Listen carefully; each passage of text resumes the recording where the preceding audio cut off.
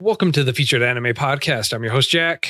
And unfortunately, Rick couldn't join us today, but I do have two very, very special guests. I have, let's start off with the wonderful HMG. Thank you for joining in and filling in today. Oh, you're welcome. I think you went a little too far. But thanks. Yeah, I'm more than happy to fill in half of Rick there. There you go. And then, anyone not familiar with HMG, he is a happily married gamer. He does the Will I Continue podcast. Rick and I both have guested on there once before in the past. It was fun, great being on there, and it's honestly been a blast here. And at least the pre-show for the last 20 minutes or so, just having a blast talking to him. And as some of you remember, CJ from Anime Anonymous, who filled in for Rick once before, and he is back again to do it because, baby, come back. You can blame it all on me. Always happy to be here and be the other half of Rick, because, me and HMG together make up just one Rick. So there you go. We do the fusion of Rick. It's like, oh, dang it, where's my earring? I can't do the fusion dance.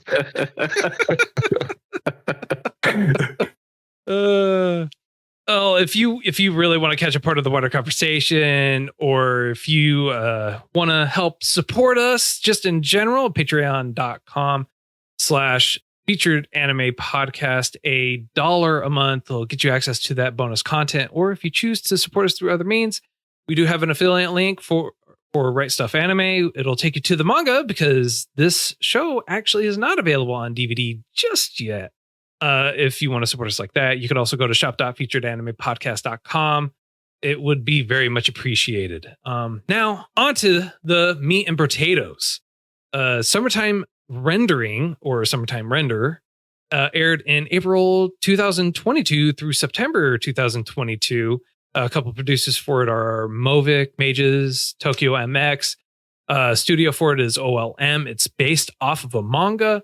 The genres for it are mystery, supernatural, suspense, time travel, shonen, and time traveling granddaughters. Man, the Rick special, right? That's like, what? That sounds awesome. That's not real.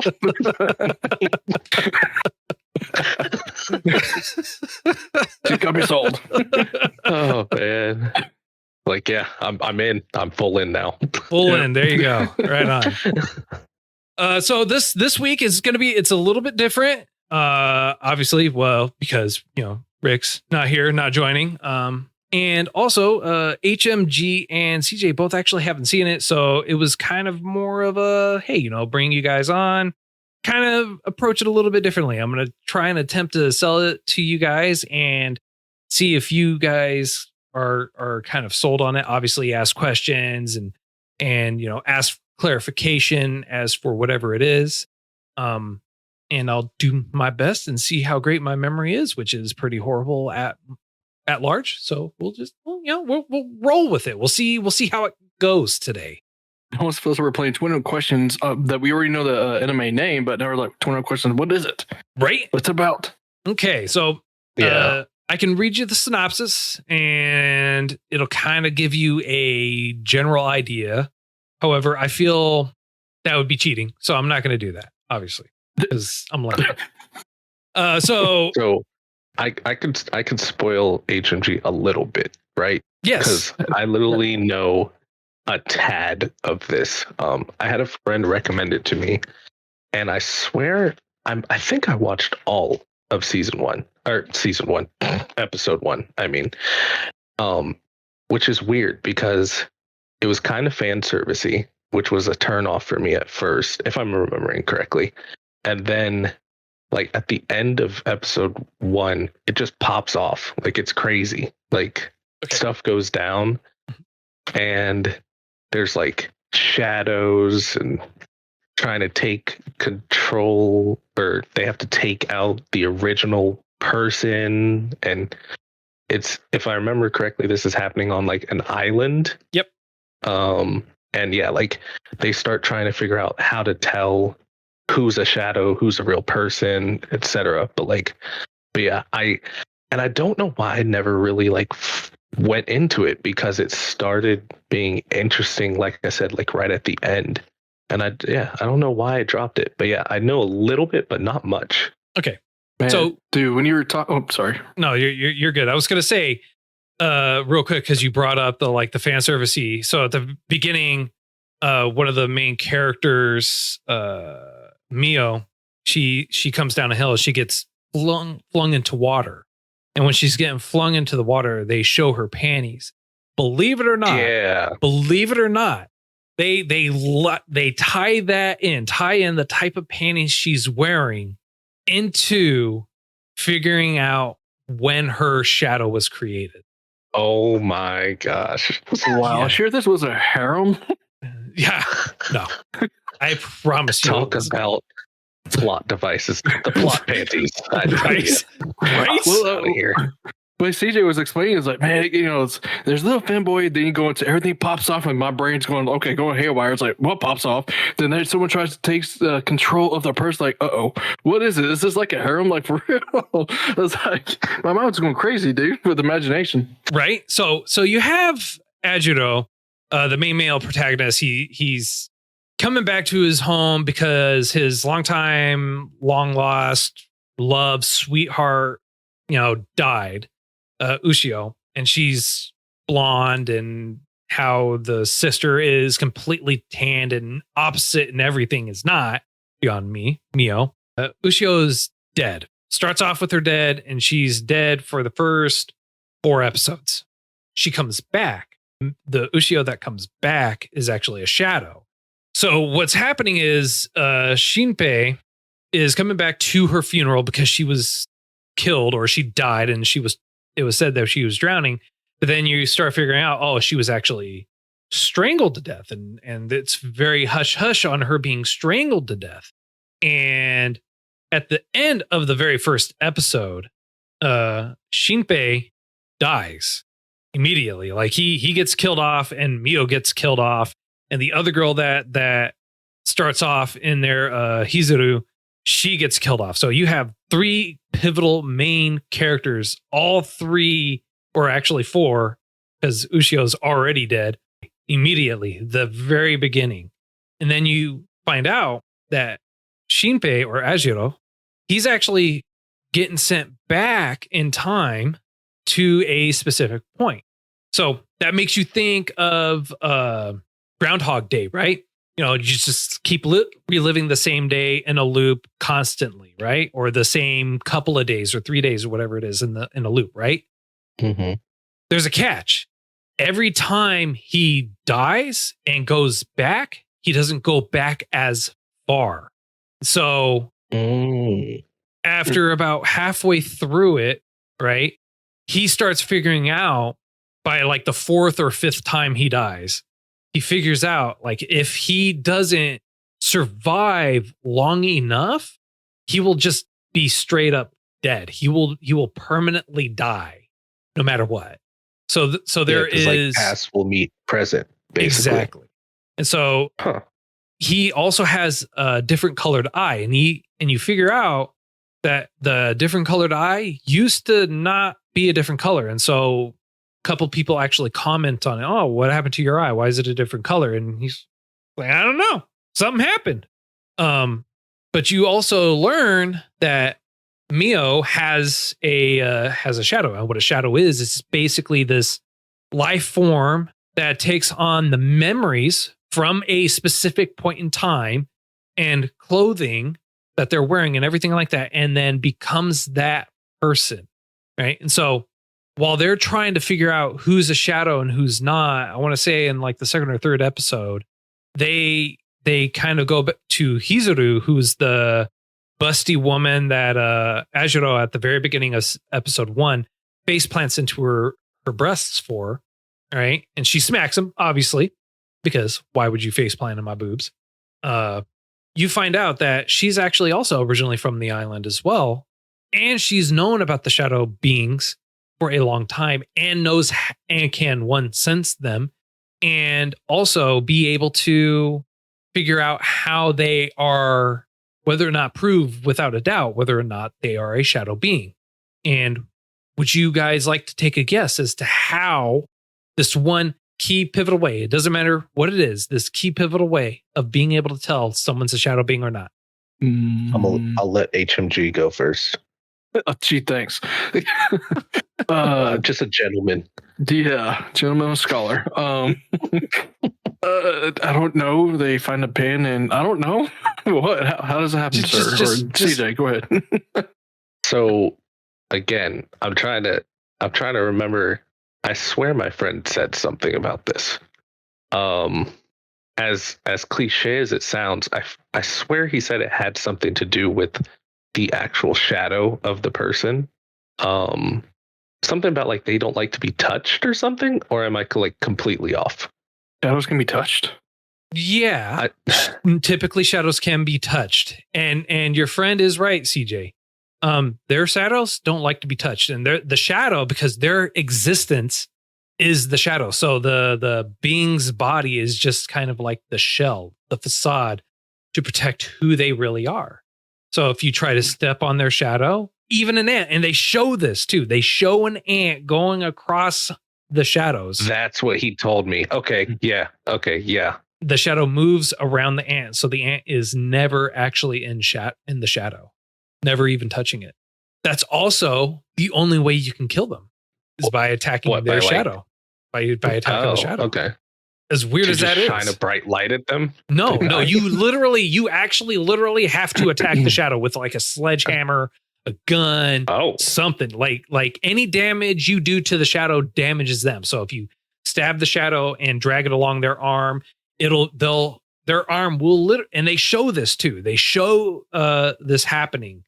Your arm will split as if someone literally just drug this shadow right across your arm, or this knife across your arm in real life.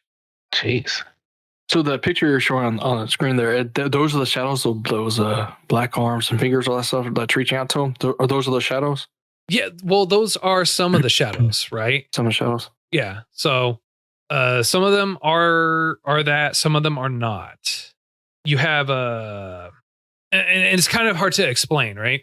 So the shadows typically look like everyday people. However, as the show progresses on, that is no longer the case. So I have a question. Are these shadows like otherworldly? Do they delve into that at all? They other delve dimension? into it a little bit. They delve into it a little bit. So what happens is, right, and this is like kind of like end game type stuff mainly, but around, I want to say episode like 20, they start kind of exploring the origin of the shadows and where they actually came from. And you have this other being who's also technically not a shadow. He can just utilize a shadow. He's kind of like a hybrid of a shadow, if that makes sense. So what the original theory is that it came from space, and they do state this specifically, okay, that it was on an asteroid and it came from space and landed in the ocean. And while it was in the ocean, it was in one of the darkest parts of the ocean. And what happens is this whale that the original shadow portrayed itself as beached itself on the beach of this island that they are all on 300 years ago. It transformed into one of the little girls, or not one of the little girls, but into a little girl child thing, and took on their form. What they tell you is that in order for that shadow to stay, they must kill the original. So their very existence is on them actually killing the original. And if they don't do it within a week, they will die. And here's the other thing. It's not just people that they can clone or create. They can create weapons, items, anything. But there is a limitation on that even too. And so they state that because one of the weapons of choice is a nail gun. And the reason why is because if you're able to shoot 3 nails into them and it won't kill them. They'll be pinned to that one spot. So that way they can't run away. They can't get away from that one particular spot. There is a limit for shadow created weaponry or items in general of 50 meters. And that's it. So you can't just, and it has to be something that they can see to be able to replicate, like actually physically see to be able to replicate. So that way they could destroy it. So they can't look at a picture of a rocket launcher online and create a rocket launcher and then shoot a rocket and kill everyone or whatever. That it's not going to work for them. But if there's, go ahead. Sorry.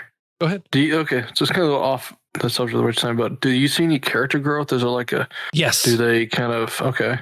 Yes. So because it's kind of in a looped time frame, one of the for Ajiro, because he's the one that is looping back every single time, his initial response is I could just keep restarting and everything like that. And then he learns by the third loop, oh, I can't keep looping like this because I will eventually die. And he figures out that he can see the edge of time at which he can loop back to. So if he were to die at that point, there's nothing for him to go back to. So it's kind of, think of it like a bridge that's slowly collapsing behind him every time he dies as he's moving forward.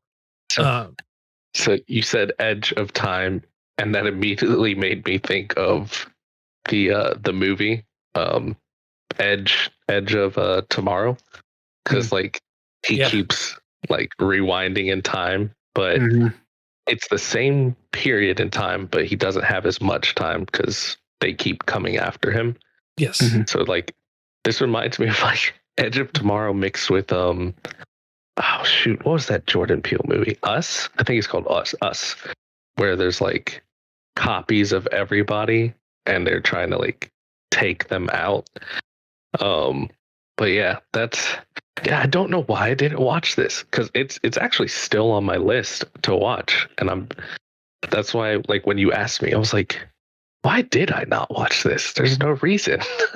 So I can totally see, because it's one face plant into boobs very beginning, and then as you're watching it within like not even 5 minutes, you're seeing someone flip over and you're just looking at panties, and there's like, it doesn't really feel like there's a whole lot of progression or growth or anything like that. And then at the very end, and the end of the first episode is what really kind of hooks you, because you see Mio in the house and everything like that. And then you see Mio just kind of like standing outside, staring up at the building. And one of the officers, and the only officer that is on the whole island, is like, hey, what are you doing standing out here? And then you just see her turn to him and smile. And then that's it. You have no other context, no other information, no nothing. And then what ends up happening is at the end of that very first episode, what really kind of like hooks you in is you see Mizuru, the girl with the glasses at the very beginning. You see her dying in front of Ajiro, and then you see her get shot in front of him. And then when he turns to see who shot her, he sees Mio with Shadow Mio, and he doesn't know it's a shadow at the time, holding Mio hostage with a gun to her head, and then shoots him and kills him. Like, that's the end of episode 1. So that's kind of like the hook. It's like you're already trying to get invested in this character, and they immediately kill this character and bring him back. Like, well, that's a little weird. That's a little unique. What's also interesting too is because when he dies and everything like that, he does remember everything that happened up to that point. And there is a time frame or time crunch for it too. So he has until the 24th, and you find this out about 7 episodes in. He has until the 24th, which is the summer festival, and there's going to be fireworks and everything like that. He has until that time frame to be able to resolve it. Trick is, he's not the only one that's remembering after the 24th. So when he first makes it to the 24th, the very first time, Hine, who is the main bad character, the protagonist, so to speak, the creator of the shadows, the mother of shadows, when she creates that contact with him, she starts remembering everything that's happening as well. And then she telepathically spreads all that information to all the other shadows. So by him surviving, going back, trying to change something, she is also going back, being taken back, and is sharing the information of what's going to happen to prevent it from happening and give them a better advantage. And she also learns by episode like 8 that he can't just willy-nilly off himself to start the loop over, because it progressively gets later and later. And the time frame, the jumps, before it was like a couple seconds, then it was a few minutes, and then the time frame distance and how far he's going back changes, and it just becomes more and more drastic as to the time disparity in between when he goes back and when he dies. So if that keeps happening, I mean, the part of the question though is does that? So I'm thinking of like time space continuum. So if that moment of time, that story or that timeline, does that keep on going forward? Does the whole world rewind backwards? So that, you know, every time he does something different or whatever, it happens different, or he gets further or whatever, does that continue on, or is it just going to keep on? I mean, you know what I mean? So I'm actually curious if he does that. So they actually do touch on that. I was surprised. And so how they chose to explain him dying, how they chose to explain every death is he himself, his body or his consciousness is being taken to a parallel world every time he dies. So he ceases to exist, and whatever happens in that world when he dies, basically for him kind of stop. So we don't know if the events continue on after that or what have you or anything like that. Like the world, we can only assume that the world gets destroyed. All right. Because that's kind of the idea of what's going to end up happening when the 24th hits. So every time he dies, and this is what they say, and he even is like, this is the hypothesis, this is what I think happens, and this is my understanding of it, is every time I die, I am hopping over to a parallel world and moving forward. And it is kind of believable. And that's more of a better kind of ideology behind it, because when he reaches the 24th, the shadow version of Ushio comes into play, and he starts going back in time with Ushio. Every time he loops, he's bringing her with him. And so as the story progresses on, Ushio, there is a point, spoiler, right? Big spoiler. Ushio dies. Aside from the original dying, the shadow version dies. But because she died, she's from loop, what is it, 3? I think it is. Because she's the Ushio from loop 3, only Ushio from loop 3 that traveled with Ajiro, the main male protagonist, through each loop all the way through. And when he finally reaches loop 10 or whatever it is, like for her after she dies, she still has yet to come back for that loop. So technically, if he wanted to, if he had a way figured out how to survive, he could have had an entire army of Ushios to help him out, shadow Ushios. Interesting. I was going to ask you about if the shadows came back too, or they had an idea of what's going on. So so they do not. So once you kill the shadow, they say it's like a disease, right? So once you've had the disease, you're immune to it. So if you create a shadow, you kill the shadow of yourself, you can no longer have a shadow created of you. You're basically immune to it. So could you? I don't remember if you said this or not, but could you kill your own shadow, or somebody else could kill your shadow? Would it be the same outcome? Yeah, it would be the same outcome. It does. Anyone could kill the shadow. It just has to be someone. Someone has to kill the shadow. A shadow could kill the shadow.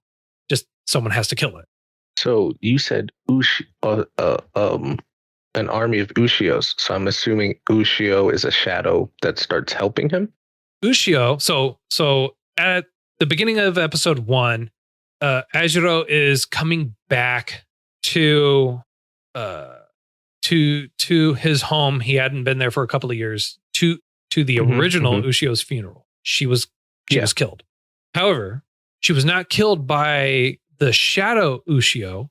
The Shadow Ushio does start helping him because she is still Ushio, and so everyone, including the Hine, the mother of the shadows, even says that she is an anomaly. She's an irregular. That she should be overwritten because she is defective, so to speak. Gotcha. So wait, so does she know she's a shadow? She does. Yes. Okay. Everyone that is a shadow knows that they're a shadow. And But she can also share her memories with other people who are not shadows. So all she has to do is touch them, and she can impart all that knowledge onto everyone, which becomes really crucial, really, really critical for onboarding everyone and creating this whole group of people to help him out.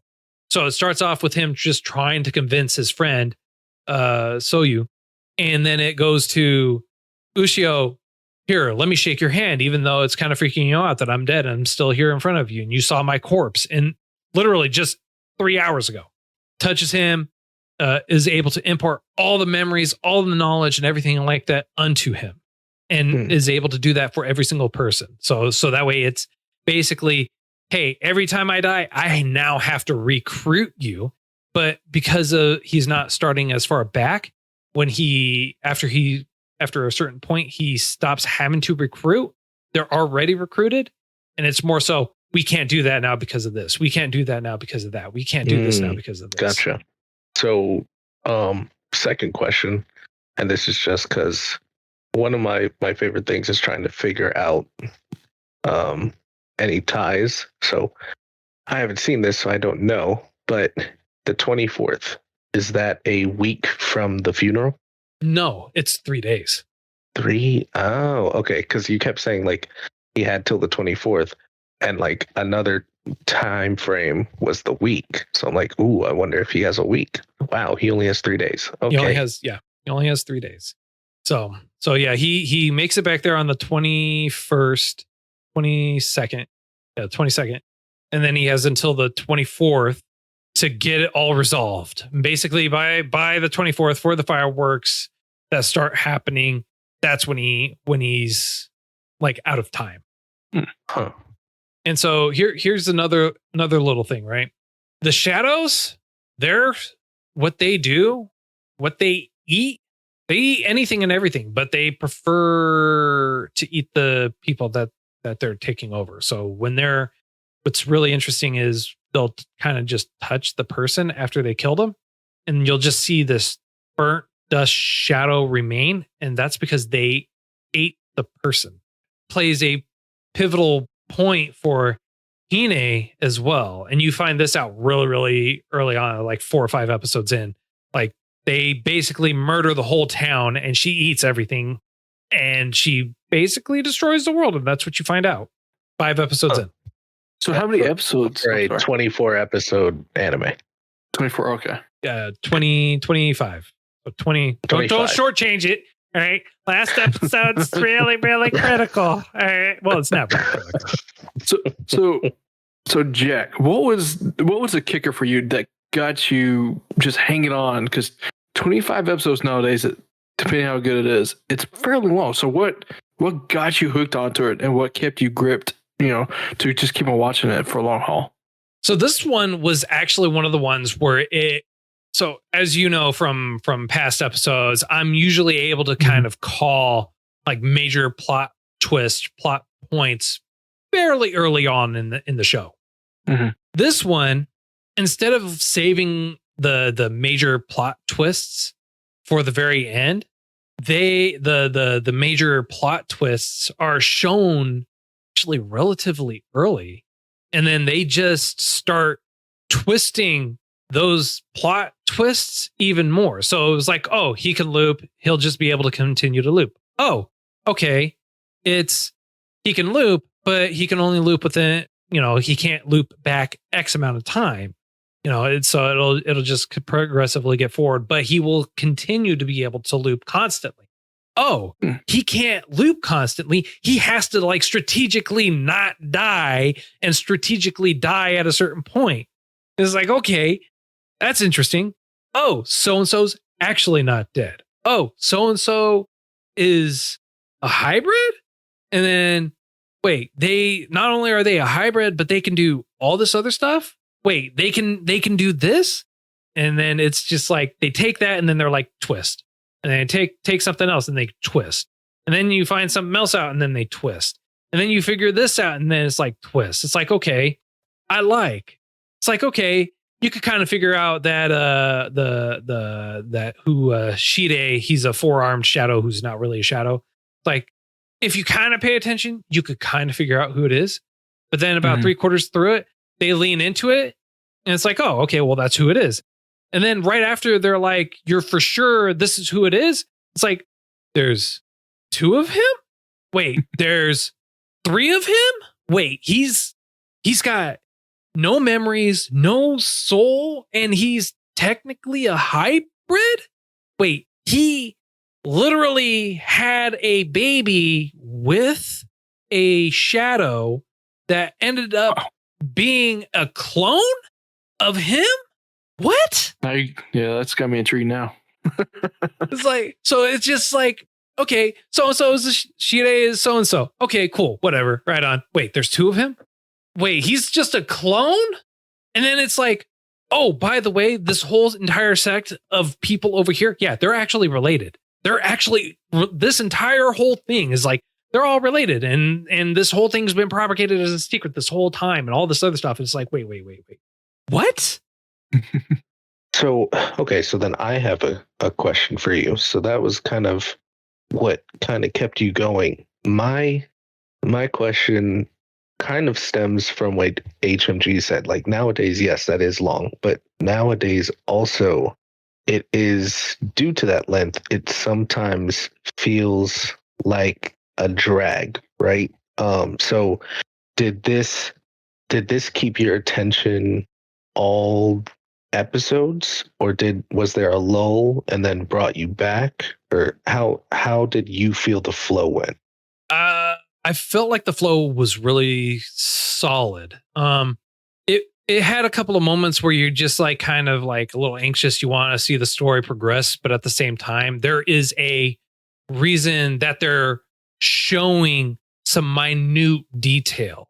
Like there is nothing that doesn't happen without it actually relating to something else. So like back to the original beginning, right? Where you see the panties, right? He's yes, the plot panties. Plot panties. Ajiro says to Mio, he goes, when did you wear white panties? And she tells him like when she wore panties, because when he saw her, it was basically the next day. So he's able to figure out from at what point the Shadow Mio came into existence. So that way they can kind of like have a correlation and figure out, okay, so this is who this is and from here. But they also made a shadow of Ajiro at the same time. So he has a shadow of himself out there too. And here's where the duplicating technology comes into play. When you're on the 24th and they're showing what happened to Ajiro, you see his shadow take the cell phone out of his pocket, clones it, and destroys the original. Later on, the shadow version of Ajiro makes a call to everyone pretending to be the original Ajiro. And because he's making the call with his phone, it's disrupting the signal for the real Ajiro because he's not making the call first. Dun, dun, dun, dun. Right? So it's like, seems like, oh, well, that's kind of random that he would do that, but they end up looping that back in, and they end up showing that back in later on and having it play a part of it.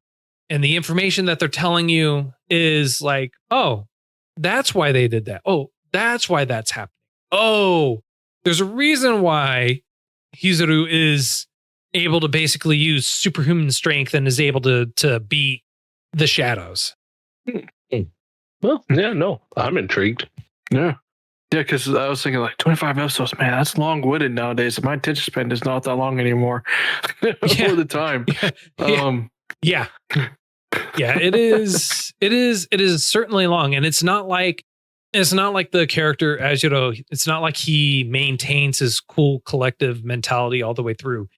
Mhm. I loved that they kept the very human aspect of it, and when he's like panicking or trying to figure something out or anything like that, when he's backed into a corner, like he's panicking and you can see the panic and everything like that. And he's like trying to gain his composure, but he's having some difficulty doing that. And so they lean into that sometimes, where they really just kind of play into the humanity portion of it, where they make it hard for you.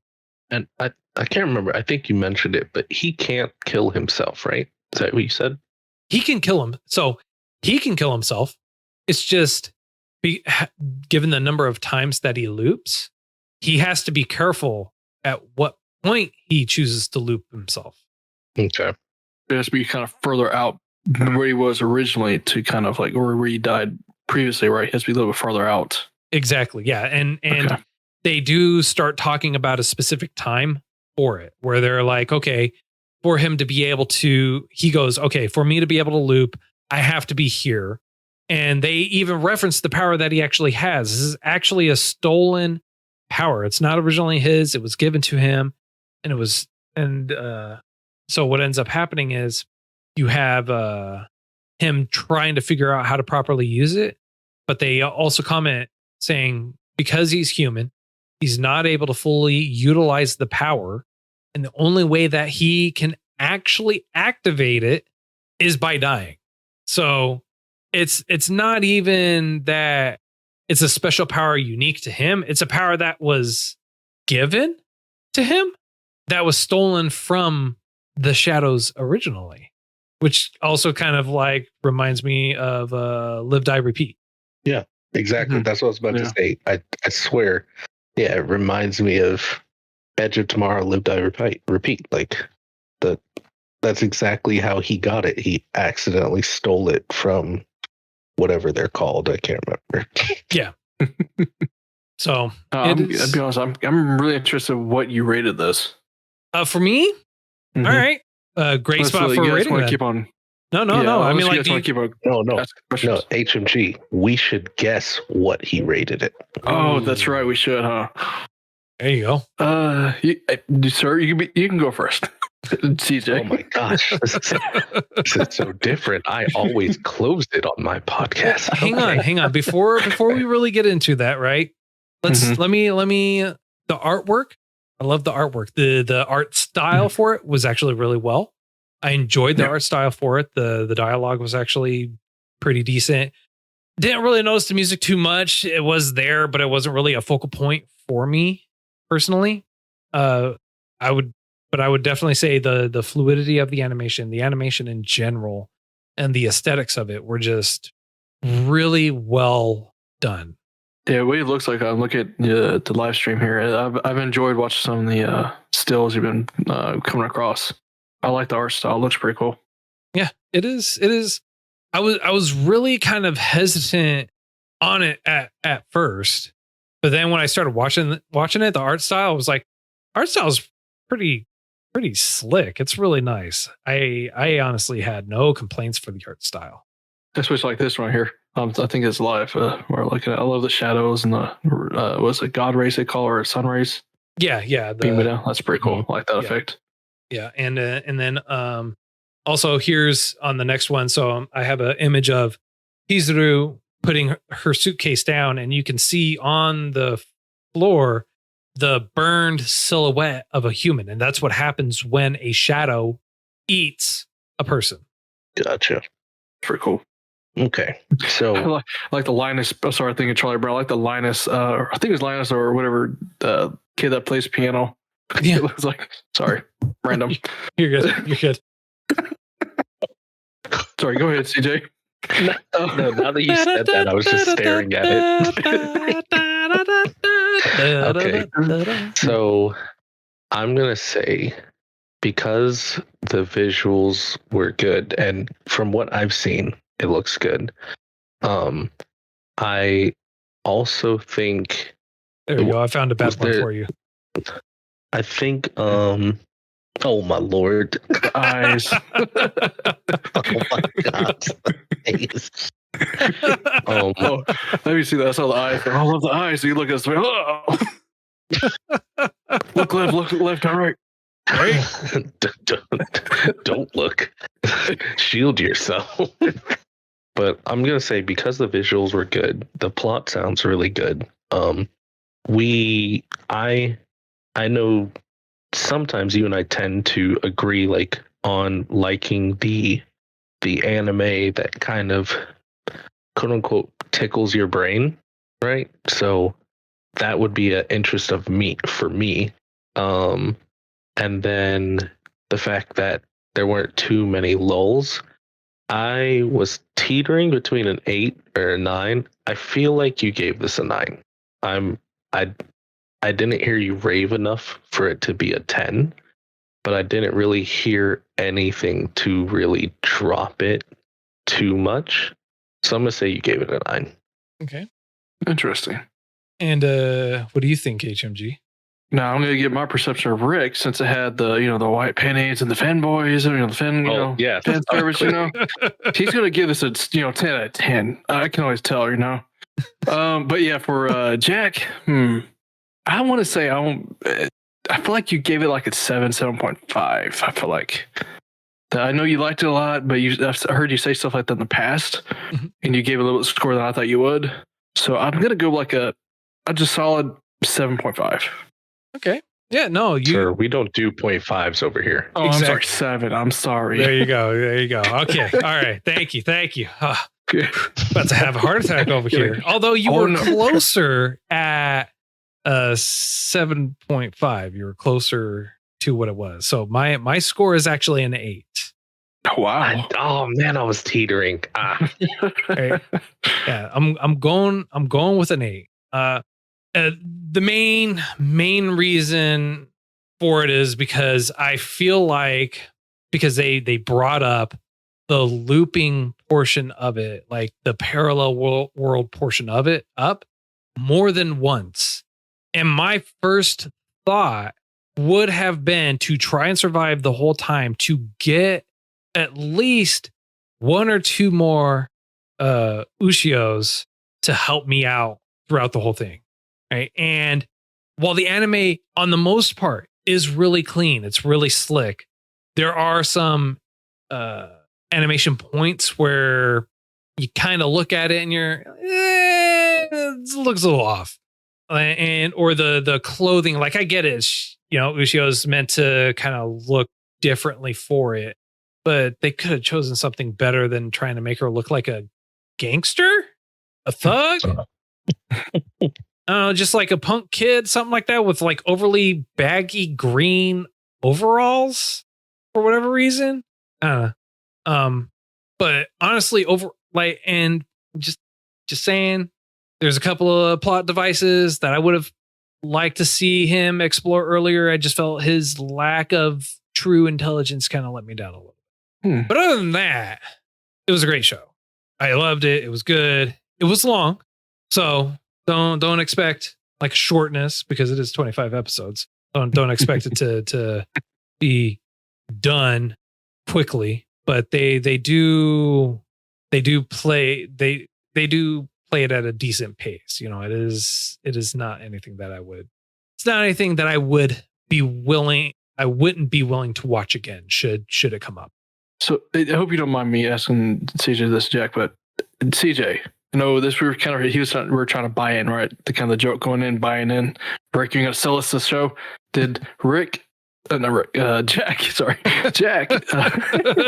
you the show? I got brick on the brain. Did he sell the show?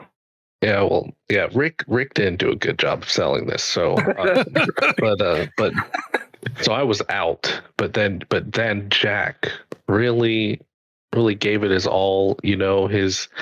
His little demo that he did for us. The people live, showing us the pictures and stuff. I'm gonna buy in. I'll buy into this one. Oh, thank God, because I was worried you were going to be out right away, man. I was like, all right. Oh man, he kept me at this fan service, right? Pennies, I think I'm in right now. He's got this, but got me a treat. I'm joking. No, yeah, I'm saying with you, man. It sounds interesting. I like the whole time travel, like it. Live, die, repeat. I think that was that was a Tom Cruise movie, I believe, right? That gave me the vibes of that. And it sounds interesting. Also the shadow people to like they become shadows, and the whole like idea of that. It sounds interesting. Yeah, you got me into, man. I might go check this out in spare time. Good, right on. Well, I'm glad I was able to sell it on you guys. And obviously, if you guys, ever watch it and you would like me to kind of like hop in, join you or anything like that, well, you guys are talking about, should you ever talk about it? I'd be more than willing, obviously. Nice. Yeah, no, for sure. That's fun. That's kind of what happened with the last time when you were on ours with Bubble. I was just like, hey, you want to join? Yeah. I was like, I'm free. Why not? I can do it. I got time. I mean, when it comes to things like that, I tend to be a little bit more flexible most of the time. That is true. Not always, but if I can, I will. Next week is a random choice.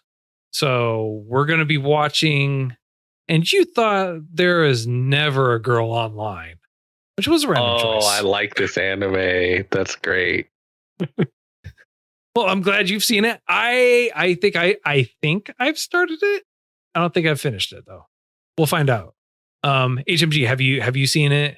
Have you seen this one? I've seen the thumbnail. I guess what I call it, the thumbnails. I like the cover art. It looks interesting. I mean, it is a slice of life, ecchi style show. So, I mean, I was about to say it's right up Rick's alley. It's like almost a guarantee. It's a guaranteed minimum 7 right off the bat. So we already know that. Yeah.